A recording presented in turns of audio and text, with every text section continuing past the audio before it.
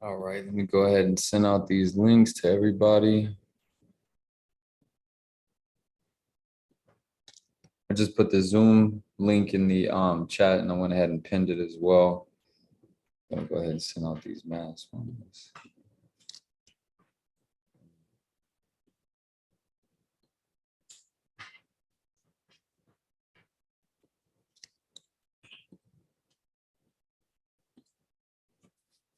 All right, just sent that out. Okay. Claudia.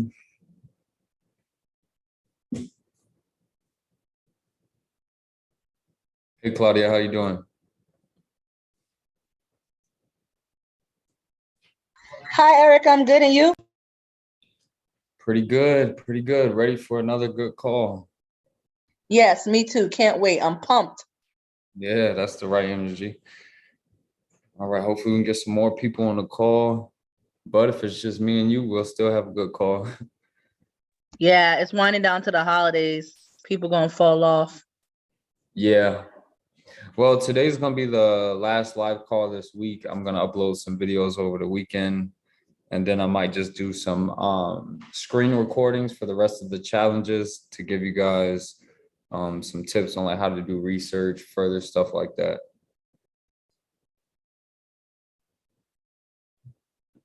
Okay, let me check the YouTube.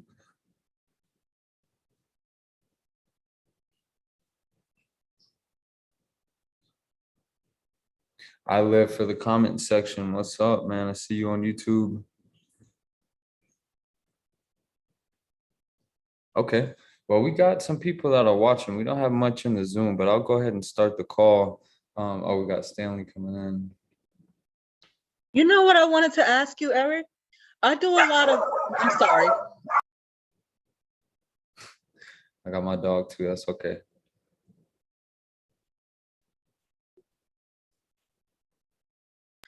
Sorry, I had to switch rooms. I have two dogs. I do a lot of tax lien auctions. And I wanted to ask you, like sometimes when I'm going to a tax lien, I may not know anything about that particular county or state. And when I'm trying to get the list so I can contact the owners for potential overages, I notice sometimes the people give me a hard time. Has that ever happened to you or anybody you know? Yeah, you're talking about the county. They give you a hard time. Yeah, like they don't want to give me anything. And one time they told my client, "Oh, you don't need them. You can do it yourself." Yeah, yeah. The counties, they try to, well, not all counties, but some of them, they do try to stop the business that we do. I mean, you can look at Georgia, almost all the counties there say, oh, we don't work with third parties, blah, blah, blah. The thing that I don't understand with these counties is they're trying to frown upon our business because there was probably some people who are in this business that might have scammed individuals, taken their surplus, not dispersed it, given this business a bad rep. But for the most part, I think that we're doing a good service because the county does not do a good job at all. They don't do any further research. They don't try their hardest to contact people to get this money off their books. So I don't really understand why they do that.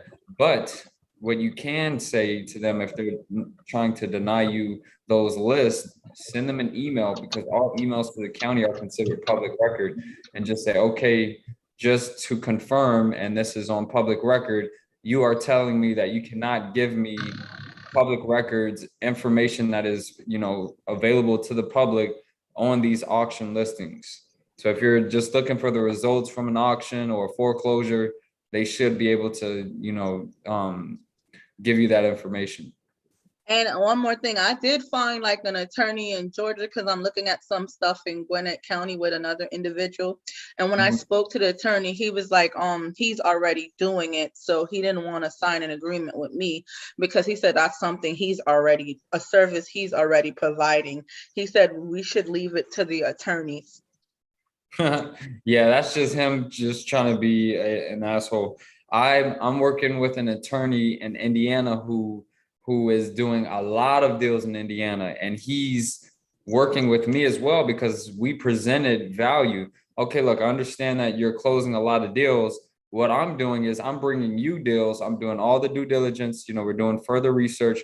We're making sure that we have all the proper documentation, and it's going to be beneficial for all parties. So that guy, he's just probably, afraid of competition, or maybe he just trying to defer you from this business. And especially in Georgia, he can kind of monopolize that, because most people get afraid. They don't want to work in Georgia because they see all of the words that are on the county's level saying that, oh, we don't work with third parties. What But I'm thinking is it's a big surplus and he just probably wants to take it for himself.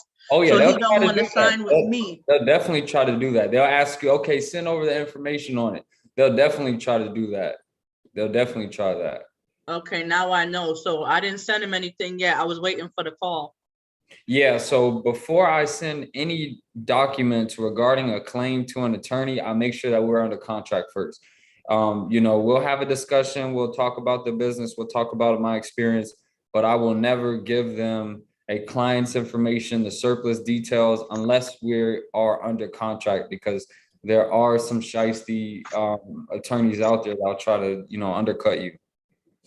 Okay, thank you for the clarification, because I'm having a hard time in Georgia. Yeah, I mean, if you need some help, I have somebody in Georgia as well. So yeah, I'll reach out to you via email. Okay. All right, cool. Hey, Stanley, I literally just checked my email. I saw what you said. I'm gonna I can call you after this call, because I know you got some Okay.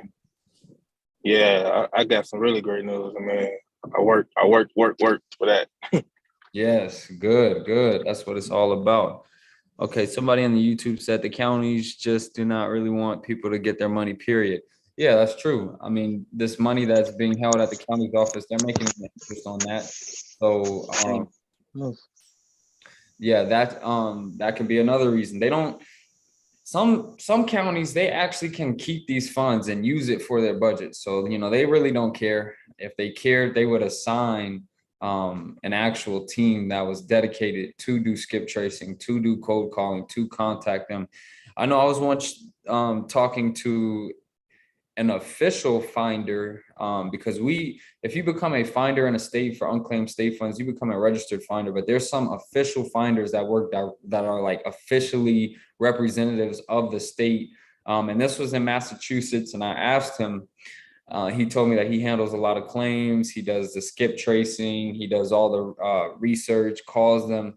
And I was like, do you suffer from people thinking it's a scam as well? You work for the state. Is there any issues? And he was like, man, I deal with that all the time. Nobody believes me that I work for the state. They think it's a scam. So of course I deal with that. And then I also asked him, like, when you close on these big deals, do you get any sort of like percentage, any commission? And he said, no, he only works on salary.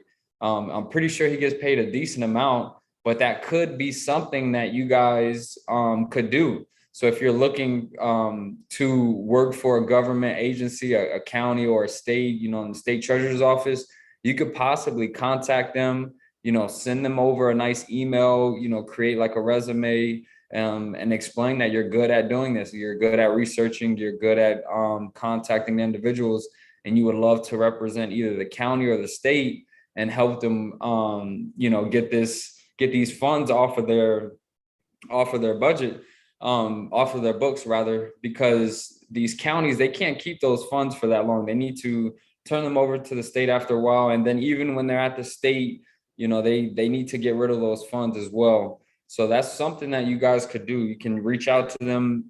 Email is probably going to be your best bet. If you do phone calls, there's probably going to be somebody who answers the phone who probably has no idea what you're talking about.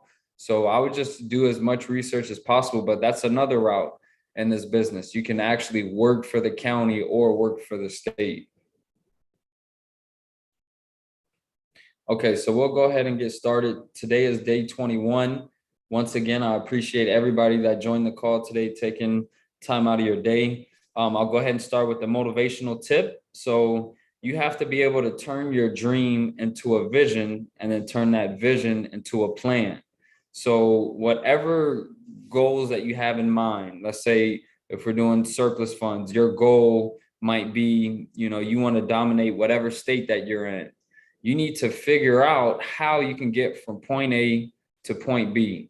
what does it look like to dominate that state? You have to get that vision in your head. What does it look like? Maybe you're closing double-digit deals per month. Maybe you're closing on large cases that are well in the six figures. So that can be something that you visualize. Now we have to turn that vision into a plan. Okay, so what do I have to do to achieve that? So, and that's what we're going to talk about today. We're going to talk about how you can plan this business out effectively so that you can be successful. But before we get into today's topic, does anybody have any questions, any concerns, any type of issues that they're facing in the business? And get the likes up too, please, por favor. Somebody said get the likes up. Hello, this is my name is Ramadan. I send you an email. I wanna purchase the course, but you never respond. What do you want to do? You wanted to partner? I want to purchase the course so I can study and see if I can start this business. Okay. Anybody can purchase the course. You don't have to wait for my approval. Was there something that you had, you needed more information on? Are you located in America? Yeah, in Texas, Houston, Texas. Okay. Mm-hmm. So, Yeah. and what was holding you back from getting the course? Yeah, I was gonna ask. I had a few questions because I'm original from Africa, so I have accent. I need when I want to start it, I want to hire somebody. So, but I need to know if when you purchase the course, do you offer like training, like some kind of training or something, or Training for your callers? are you okay? My question is like, are you like a tutor? Like, if I purchase, if I have any question or anything, because some people they just sell these course and then you never hear from them again. So if you have a question, there's no team, there's not support. So do you support your people that purchase your course? Yeah, so I won't even answer that. I'll let somebody else on the call answer that. People who actually have the course, and they'll let you know. Can I Yes, answer? she answers all your calls or Can all I your answer? texts. Yeah, and everybody is going. I purchased a course that was like, I don't even want to say the price online, and I can't get no support. So you are definitely going to get support with Eric. And I'm in Houston, Texas too, so I can drop you my email if you need any help. That would be great. Thank you very much. I'll do purchase. And what's your name again? My name, Claudia. All right. I'll definitely like to. I'll send you my email because the accent might be an issue. I'm Jamaican, but like I had a guy that I was working with and he's from Nigeria and he did fine too. I helped him get started and I gave him Eric's course to purchase.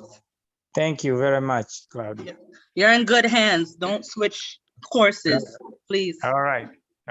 Thank you. I have something to say too. Yeah, you are in good hands. Like I've been around a few courses before. I have never saw nobody that actually have YouTube or Zoom to sit right here for hours to help you and bring value, so much value.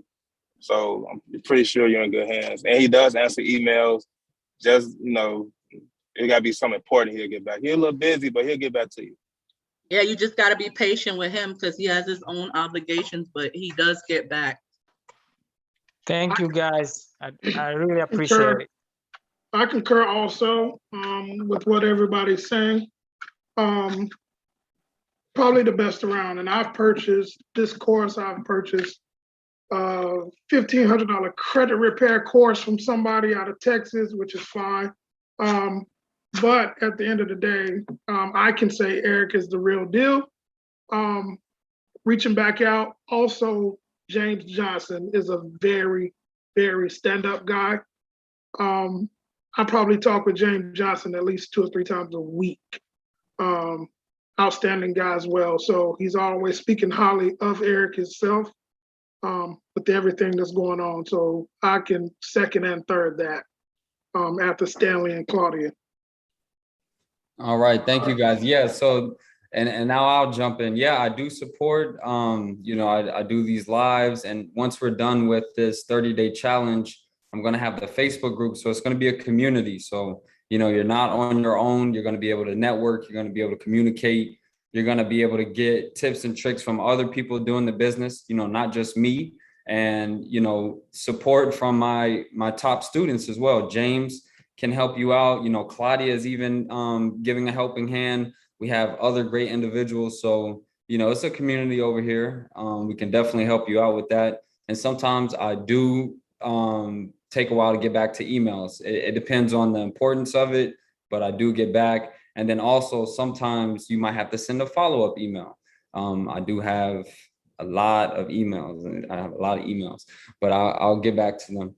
But we'll go ahead and get to today's topic. Today's going to be a great call. We're going to discuss how to plan your business efficiently. So there's two types of people in this business. You have the solo caller, which is, nothing wrong with that. You have the, just somebody who is attacking everything on their own. Then you have the scaler. You have somebody who has not necessarily just the funds to do it, but they have the mindset to expand and to, be as efficient as possible. So we'll go ahead and start with the person who just attacks all the calls on their own. So like I was saying, you have to first have that vision. What do you see yourself closing realistically? Maybe that's one deal a week, or maybe that's one deal per month. You need to strategize how many calls will that take to close one deal.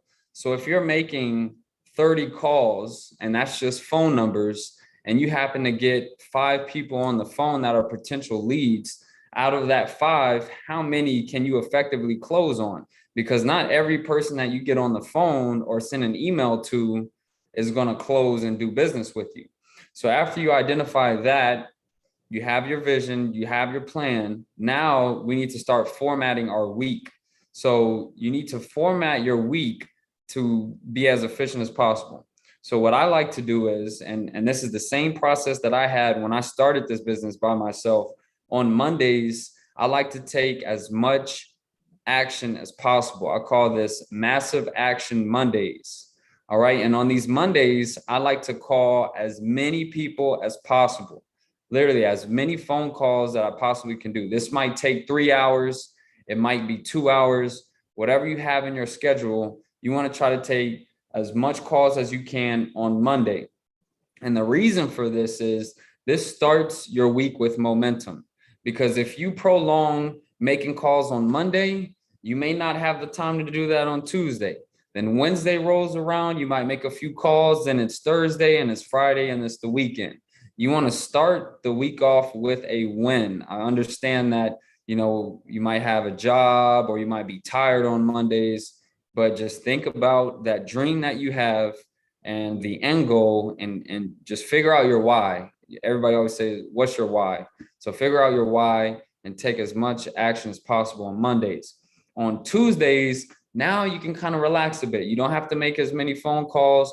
Now you can do your research. So you can start looking at, properties that potentially could have some surpluses. You can research some older claims.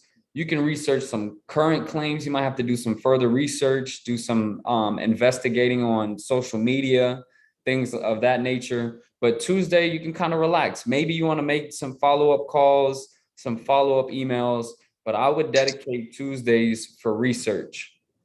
All right. Then once we get to Wednesday, on Wednesday, this is when I would be following up on old leads. Okay, you might have some leads that you contacted a few weeks ago, maybe a month ago, that wasn't ready to move forward. You've done your initial contact 5 times. They didn't respond.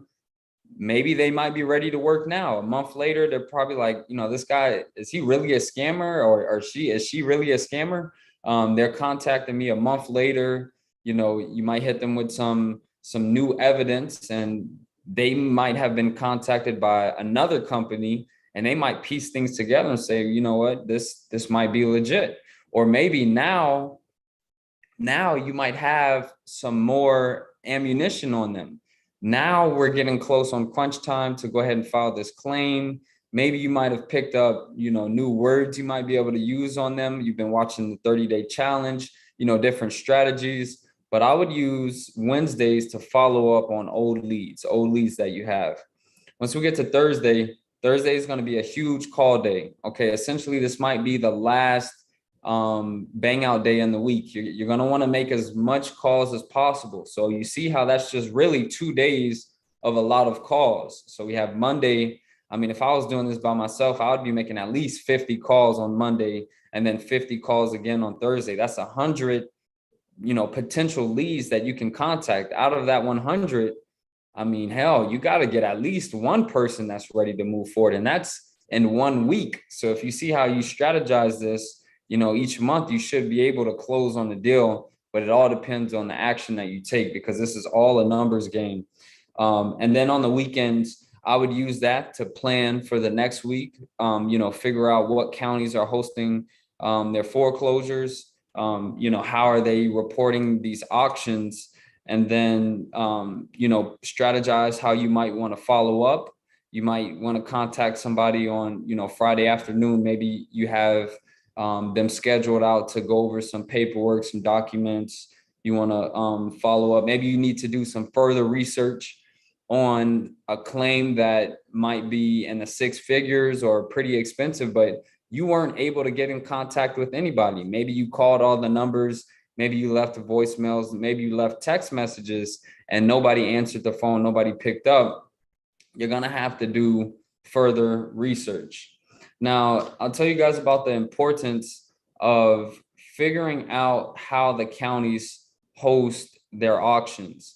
If you identify that a county holds, let's just say 5 counties are going to hold an auction on Tuesday, and then maybe 8 counties are going to hold an auction on Thursday in that specific state. Like if you're looking at Florida, for example, you go on Florida's auction calendar, they're going to show you all the counties in that state that actually have foreclosures that day. So then now you can prepare.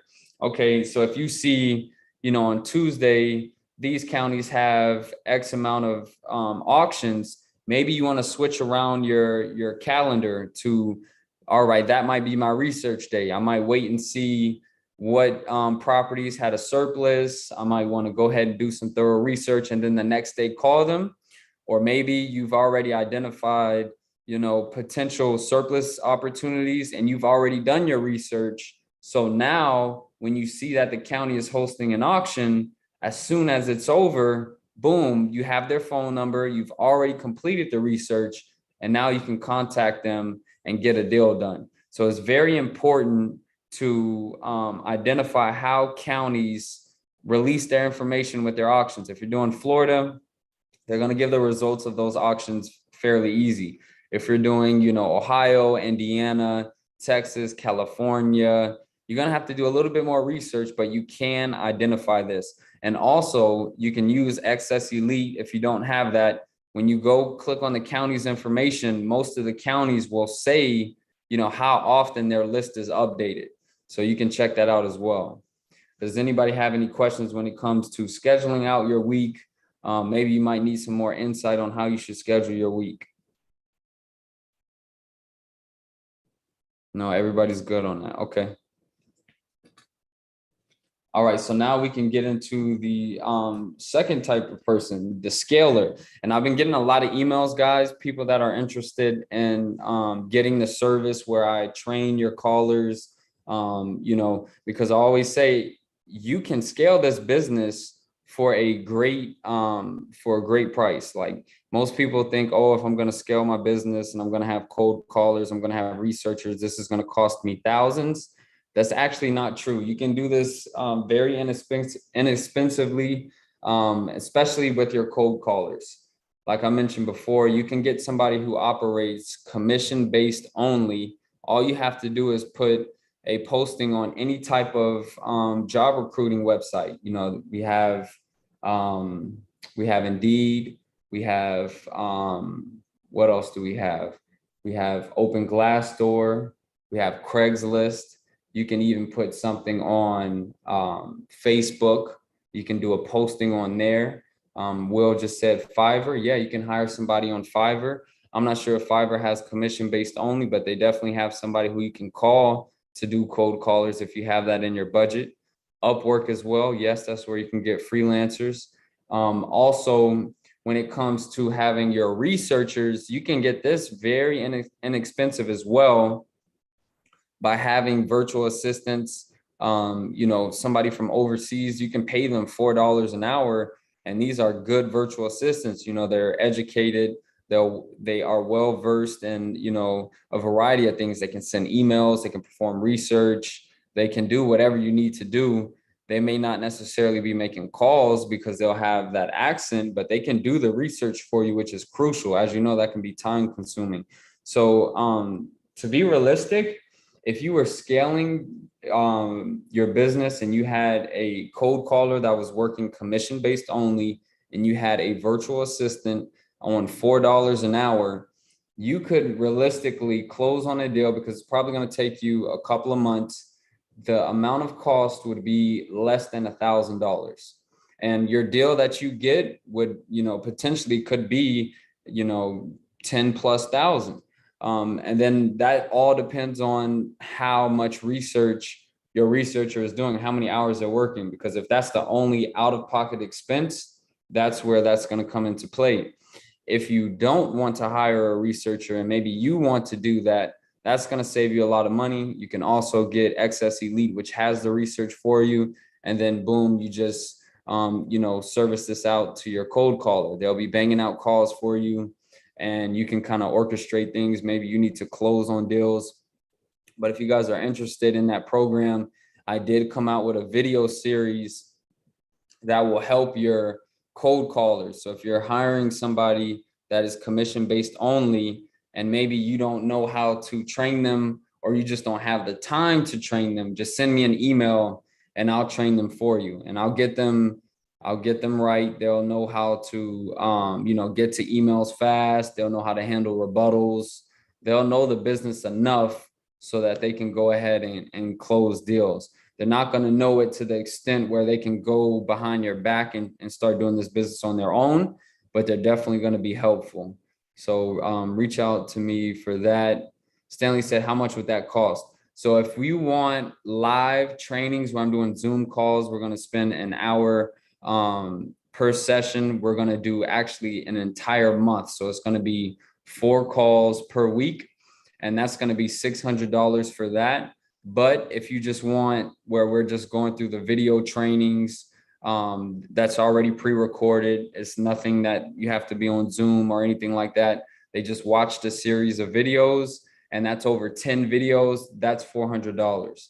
So that's going to train them fully, or you can train them yourself. So either way, I think you guys should be moving forward to expand your team for sure. I have a question, Eric. When we send our people to you for training, do you give them like a recording of whatever you guys went over, so they can keep watching it at a later date? So if you're doing the scenario where we do the live trainings for a month, that will be on Zoom. All the calls will be recorded, and that's for you to keep for yourself, for them to go back and look as well. And then when it comes to if you're just getting the video training where they just watch my video training, it's not live, you have lifetime access to that. So, you might buy that and start working with some cold callers, and maybe they don't work out, you get some new ones, boom, just send them the video as well. Okay, thank you. Or maybe if you want to partner with somebody else, maybe I know there's some people may not have the funds for that service. Maybe you can link up with somebody else in the community, and you guys go half on it. Maybe everybody split it, whatever you need to do to get that. Let's see, we had some other questions. Chantel said, I'm a student and I have been trying to do this on the weekends, finding little success. Thank you for the schedule you gave us. Will be helpful now that my semester is over. Yeah, Chantel. So if you're in college, it is, the weekends are, pretty decent to make calls. I've had the best experience, like, late afternoons, Monday through Friday. Weekends are pretty good as well. But, just format your schedule, figure out how you're going to make your calls, when you're going to make your calls, how much calls you're going to make, strategize your research. Everything needs to be strategized. You shouldn't be freelancing anything, especially in business. If you're getting in business, you're getting in business to dominate. You're not getting in business to, just freelance and say, oh, let's see how it goes. You want to be as efficient as possible. All right. Any other questions before I get into the schedule for that scaling? Okay. All right. So the schedule for scaling is going to be similar for that individual. So on Mondays, so if you have your group of people that you're managing on Mondays, you should be motivating your team. You guys should be practicing repetition on your cold calls, going over rebuttals, going over, similar to what I do with these live calls. You should be hosting a call with your team to motivate them, to sharpen their tools, to get their call game right. Because, the better that you are at making calls, the more deals you're going to close. So you want everybody to be at their top game. Mondays should be motivation, repetition. We're going over the cold calls. We're going over rebuttals. We're going over any issues we might have faced last week. We're discussing, all right, well, what counties are holding an auction on this day, that day? Has anybody done any research to see what potentially could be a nice surplus? Have we done our skip tracing? You want to manage your team, the correct way. So Mondays are crucial to that business. Then on Tuesday, similar to like the other one, you want to be following up. So your entire staff should be working on following up hard. This is how business gets dropped off from lack of following up. Wednesday, massive call day. So, however many cold callers you have, they should all be banging out at least 50 calls.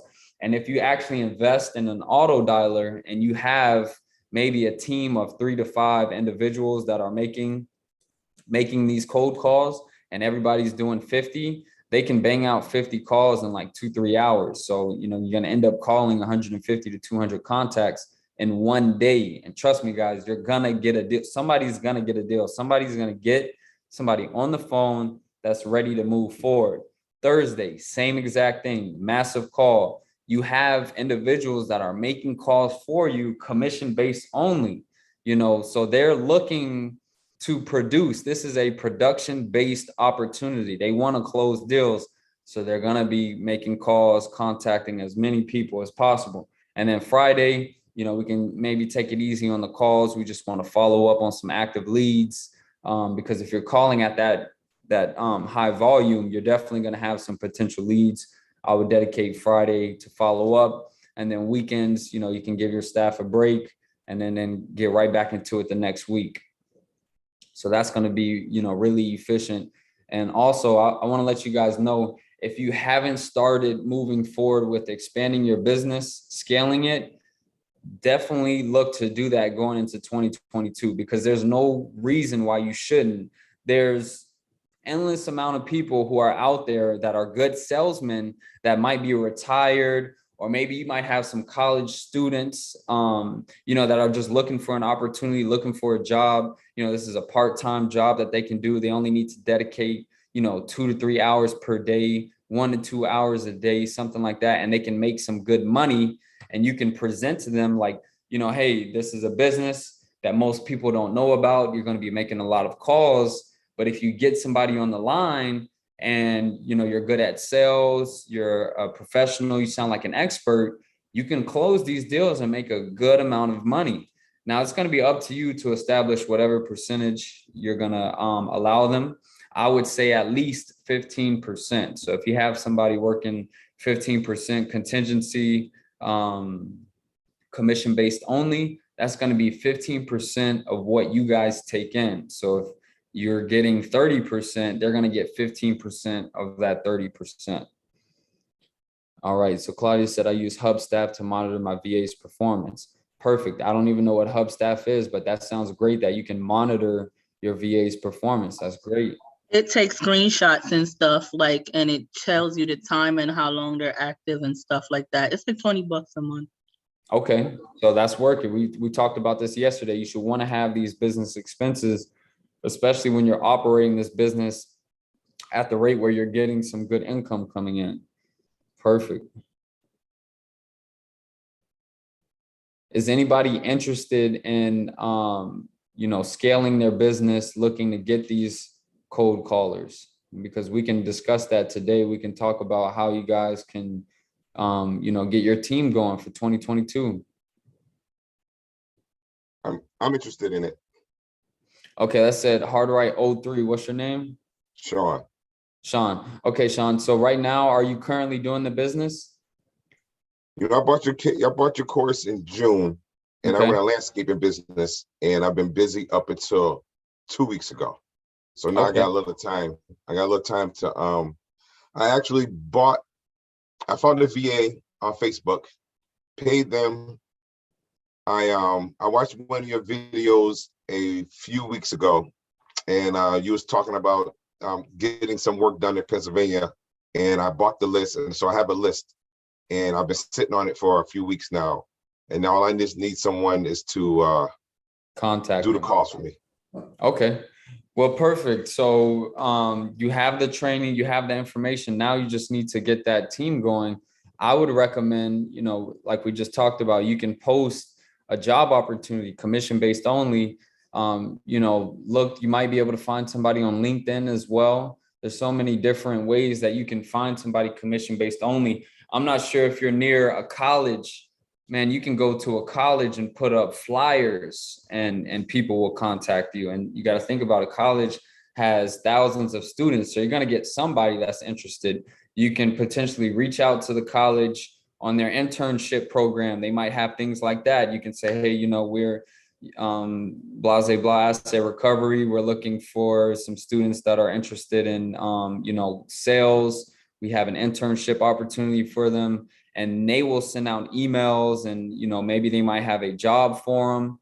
So there's definitely ways that you can get these callers without spending any money, no money out of your pocket. You can get these people that are ready to go. Cool. All right. I appreciate that. Yeah, you're welcome.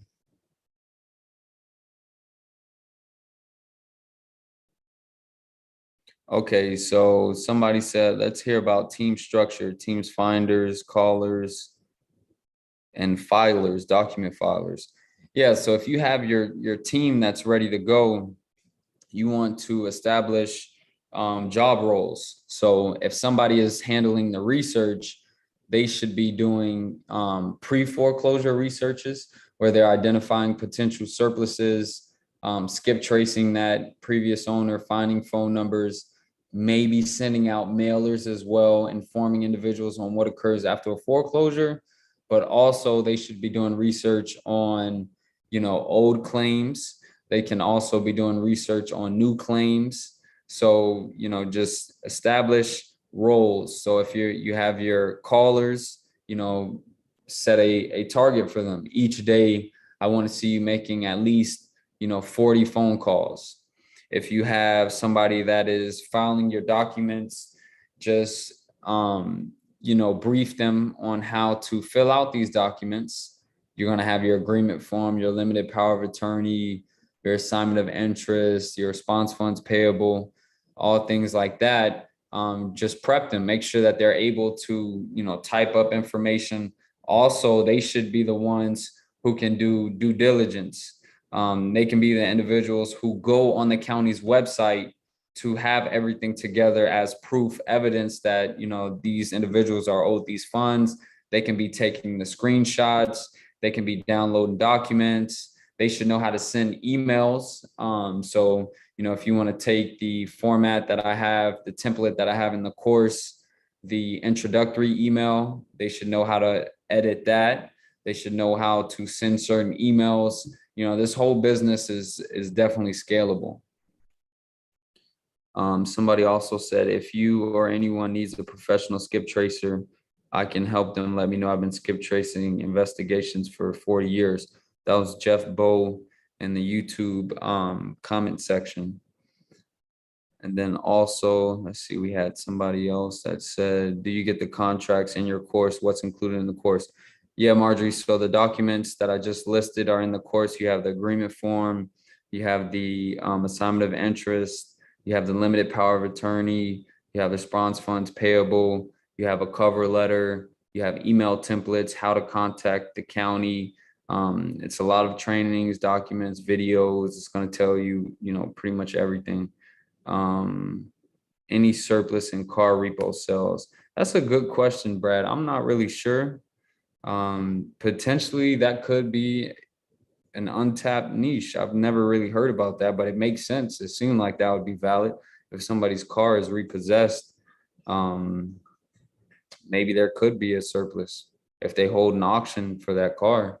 But most of the time cars don't really sell for a high rate. But nowadays they might due to lack of chips. That's kind of ironic that he said that, because I wanted to ask you about that as well, because once my wife get off, I'm actually going to be setting up my articles of organization with recovery. However, I wanted to know if you could tie in repossessions with asset recovery, or would that be a separate entity? No, you could, yeah. And then also, Jonathan said that's bankruptcy unclaimed funds. Okay. Maybe that could be something. Somebody gets their properties repossessed because they filed bankruptcy. Potentially they can have some funds remaining from the bankruptcy. Yeah, also, yes, I always have this check. I don't even know why now.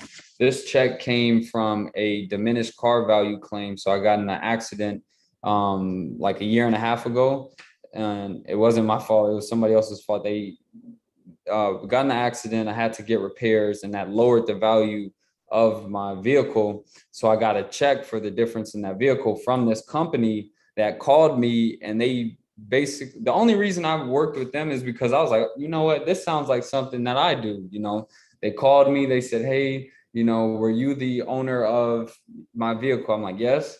And they said, you know, we understand that you were in an accident. There's actually some funds that are available to you. Did you know about this? And I was like, what are you talking about? I've already filed the claim with my insurance. They took care of the repairs.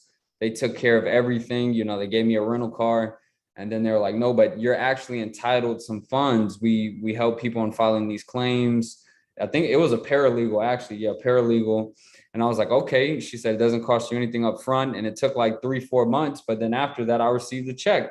And I was like, I could probably, you know, do this same business. I don't know much about it, but the business structure seems pretty much the same as surplus funds. They might get a list of individuals who have a car accident claim, and, you know, they look to see if that car might have value. You know, they're doing further research, and then they probably skip trace, and then they make phone calls, and then they probably suffer the same issues that we have. Most people think it's a scam. I'm pretty sure if you guys got a random phone call after a car accident and somebody saying you're owed money, you may not believe it. So there's so many ways that you can help people get money nowadays that they don't even know about. So many different ways.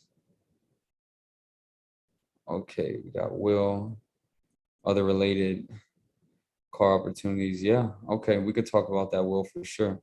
All right, you guys. So before I end today's call, does anybody have any questions, or maybe anybody wants to do a cold call, a mock call? We can do that as well.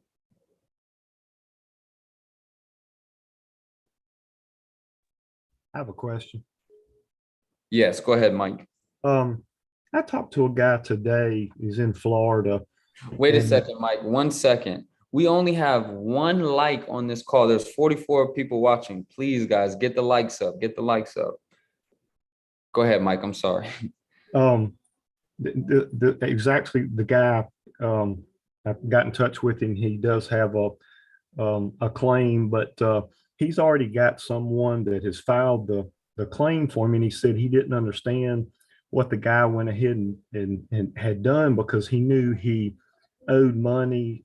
He actually has an IRS lien. So I said, well, after I got off the phone with him, I said, well, let me do some checking. And after I got off the phone, I called the county, and they did tell me that the claim is for like $37,000, and he's got like a $90,000 IRS lien, several other liens, but there is a guy that has filed a claim for him. They've already got it filed. So I guess what he's hoping will happen is that after 120 days go by, the and nobody files, any of those liens or whatever, that they'll get the funds for it. But what my question is, this guy did an assignment of interest, and the guy that filed the claim for him, his name is actually on the claim form, and this guy's did the assignment of interest. So is this guy actually signing over his claim for this money with doing that assignment of interest? How does that work? Yeah, so the county's claim form, did you see the guy who's owed the money, or did you see the company who he assigned the interest to? Whose name was on that? Well, it's not the guy that's due the money. It's the finder, like me. The finder, okay. It's got his name on the form. Yeah, so when they did the assignment of interest, he literally assigned his interest of the surplus over to the individual that's helping them, just so that, it's going to make it a lot easier to, cash your check, things like that. That is a faster route to file claims.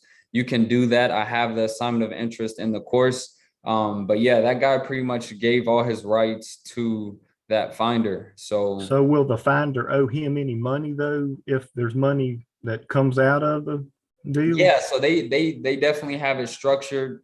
I'm pretty sure, or maybe he bought the assignment, but I'm pretty sure they structured it like, okay, just sign over the assignment of interest, but we'll keep 30% of that whenever we receive the funds, or 15. So the fee agreement, they didn't have that online, but he's probably got a separate fee agreement. Yeah, the fee agreements do not have to go to the county unless they specifically ask for it. So especially in Florida, when you file your claims, the county doesn't need to know how much you're charging. That agreement form is only between you and the client, and that's also why that agreement form doesn't need to be notarized. Right. I actually had another question too about probate. Go ahead, ask a question. And we have an attorney on the line too, so definitely ask that question, and we can help you out with some probate situations. Because I'm trying to do a lot of research on people that are deceased, because they seem to be harder to find, and a lot of people may not deal with those. So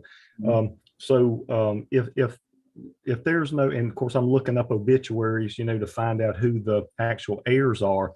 But if all those heirs have passed, and say there are grandchildren or somebody that's still in the family, is that what you do with probate? You open a probate to try and give the funds to somebody else that's actually a family member that may not be in a will. How does that work? Yeah, so if you're still on the line, would you mind answering that question for him? Yeah, sure. I think the purpose of probate and the way it works in a situation like this is that claim at the time of the claimant's death, it becomes property of the claimant's estate.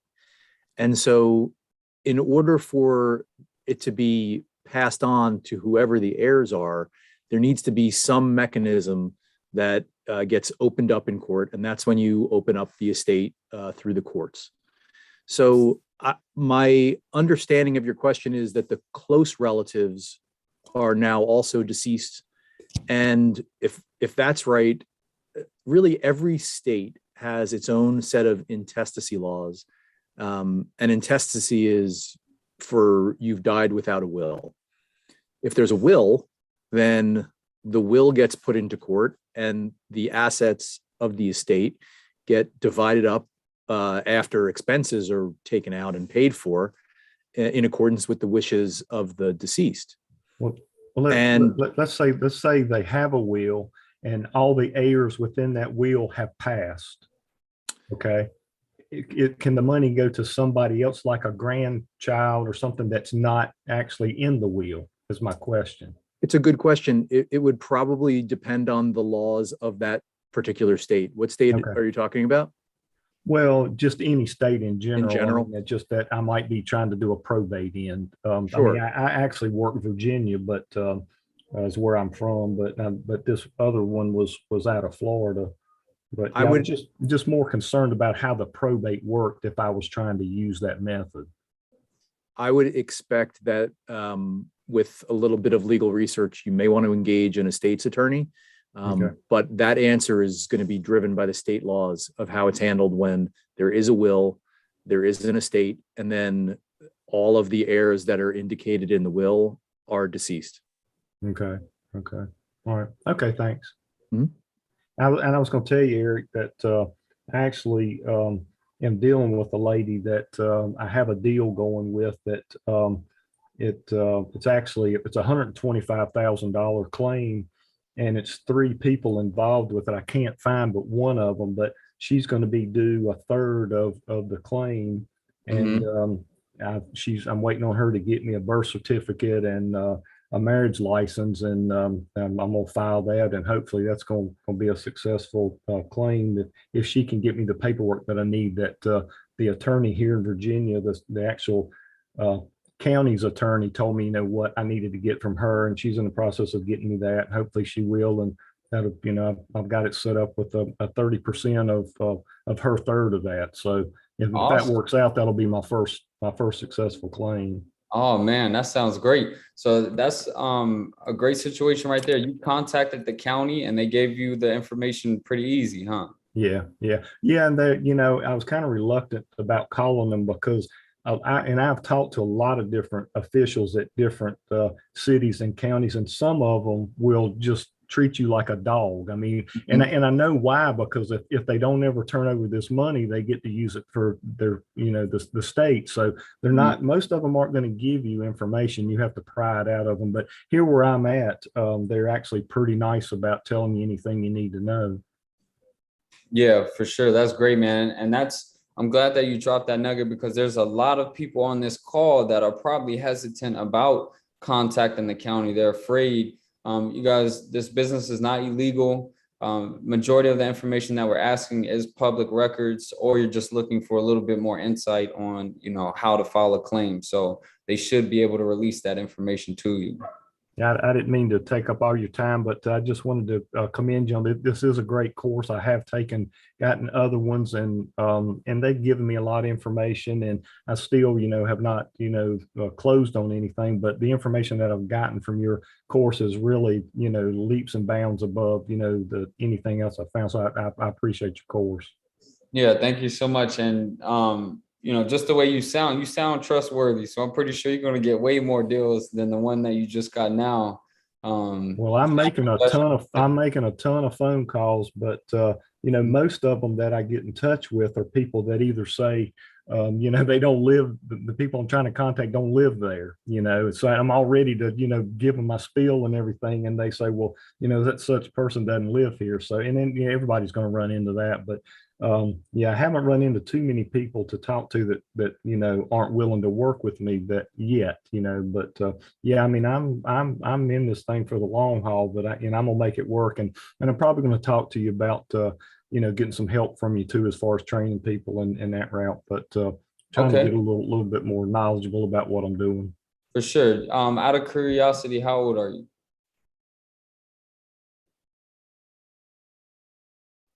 59. I don't know if I was muted or not. Yeah. 59. Okay, perfect. So then, I'm not sure how old James is. I know James is probably around your age as well, but he's great at this business. You guys have time to, take it full speed, and that can be additional income. I know, what does Social Security kick in at like 65? So this could be good income for any type of retired individual. You get some, do something on the side to make some more money. Right. Yeah, well, I'm looking to do this full time.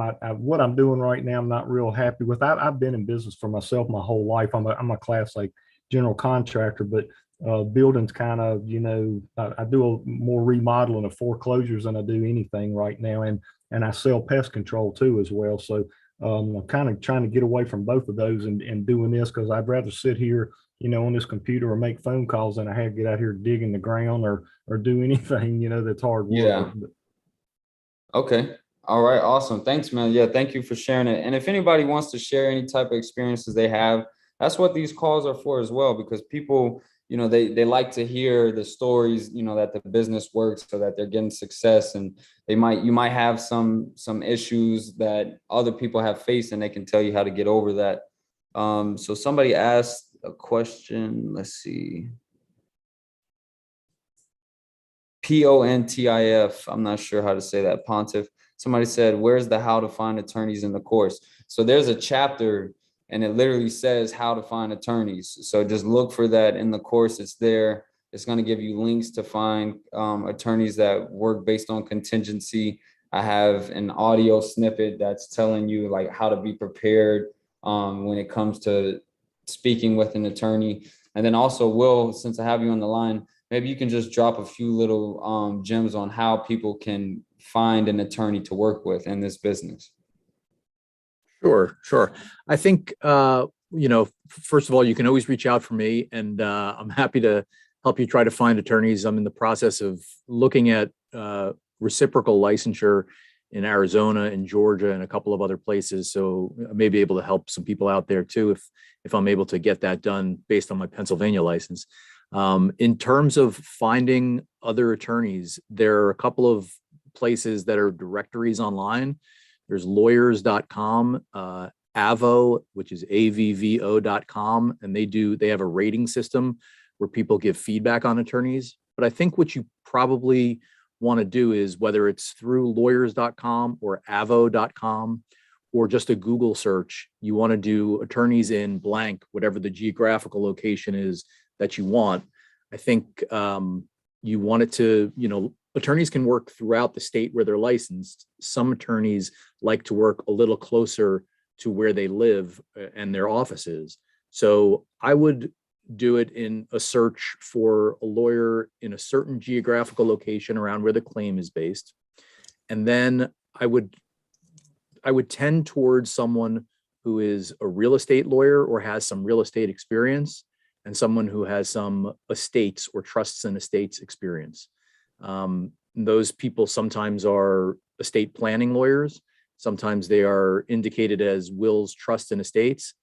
And I think some general practitioners also may be worth looking at. So I think what you want to do is you get a handful of names, you reach out and you call and you explain to the person what you're doing and get a sense of if they know about it, if they have any interest, and how they charge. So I think that's where you start. Okay, awesome. And then also, Will, so somebody had this issue before you hopped on the call, and I gave my input. I'd like to hear what yours is. She reached out to an attorney in Georgia. This was Claudia. She reached out to an attorney in Georgia, and he said that, leave this to the attorneys. Basically, you shouldn't be doing this business. That doesn't sound like an attorney that you want to work with. It sounds like a competitor. Yeah. It sounds like, for lack of a better way of saying it, a very old school mentality of, we're going to build up a wall and keep people out of the profession. I think that's a very competitive attitude of scarcity. And, this is a business of abundance. And, I think that of all business, but, we can work together and there's enough for everybody to eat and to eat well. So, Exactly, yeah. Yeah, that's what I said. I said, pretty much we're bringing value. We're bringing leads. We've done the research. We have all the proper documents. We have the client that's ready to go. So, because if an attorney is doing this business, they still have to do some skip tracing. They still have to call and present themselves and, explain how it's not a scam as well. So we could be handling, majority of the headaches for them. Yeah, I would say there is a very small amount of this business that, at least in states where an attorney is required to file the claim, requires an attorney to be performing what are considered to be quote unquote legal services. There's generally a law in every state that attorneys wrote to protect the profession that says only attorneys can practice law. And sure, only attorneys can practice law. But I don't know if it's 80% or 90%, but a large percentage of what is happening with, from the start of this process to the end of this process is not a legal service. And that legal service is really the very tail end in most cases. It may become a higher percentage or more of it where there's a probate issue, where there's a title issue. But for the most part, all of those things that aren't specifically legal practice, anyone who's not a lawyer can do and should do. So those are things where I would say, let's work hand in hand. You know, let finders be finders, let cold callers be cold callers, let auto dialers do auto dialing, and at the last moment, let the lawyer file the actual claim. Awesome. Yeah. How do you work up an agreement between the attorney and yourself so they're not stealing your lead, basically, or stealing your deal? Do they mock up a contract, or do you come with that to them? Well, most attorneys have a fee agreement that they like to use. And a lot of states, I know in Pennsylvania, there are specific requirements to have a written fee agreement with every client. So I have a fairly standard fee agreement template that I use that will indicate what the scope of the work is. Now, if somebody wanted to come back to me and ask for something to be put in there, I'd consider it. It's in some sense, a negotiation like any other contract negotiation. But there are certain things that are required disclosures. So typically speaking, when you're engaging an attorney, they should be providing you with their fee agreement, in my opinion. Thank you. Sure. All right, you guys. Well, today was a great call. Thank you, everybody, for hopping on that. We had some good questions. We had some great motivation. I think today was good. Going into this weekend, I won't be going live again, so that's going to be it for this weekend, but I will upload some videos. I'm also going to be doing some research videos to post on the course. So, just to help you guys with due diligence, and then also mortgage foreclosures. So that video will be coming out this weekend. So if anybody's interested in moving forward with mortgage foreclosures, you'll get that video. But other than that, I will see you guys